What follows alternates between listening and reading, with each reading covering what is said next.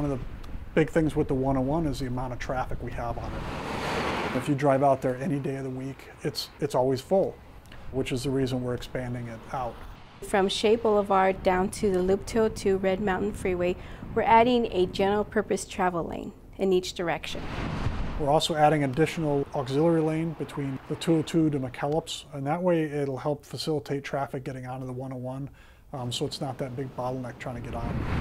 To create more of a work zone, what we've done is we've reduced the lanes down to 11-foot lanes, but we've kept all the existing lanes in place. They'll have an HOV lane, and then they'll have the 3 traveling lanes, general purpose lanes, and then they'll have an auxiliary lane between the ramps. And then we go and place temporary concrete barrier on the outside. Basically what this does is it gives us an area so we can work behind this temporary concrete barrier. It keeps the workers safe, and it puts the traveling public at a location where they won't get affected by our construction activities too. When we have active work in a construction zone, we will generally lower the speed limit for not only the traveler's safety, but for our safety when we're out down the road. We put up variable message boards to make sure that when drivers are driving through, they can see what's coming for the next week, any closures or restrictions that we have. And along with that, we also have DMS boards, dynamic message boards, that we put up over the 101.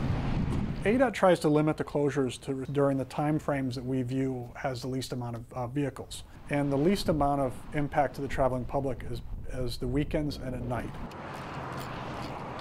So we set up our traffic control situations for closures during those time frames.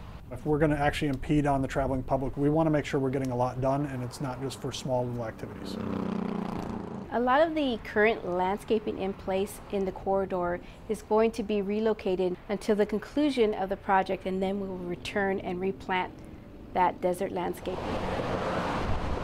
One of the purposes of this project is not only to ease the traffic congestion currently, but to also plan for the future's increase of traffic volume. ADOT, keeping Arizona moving.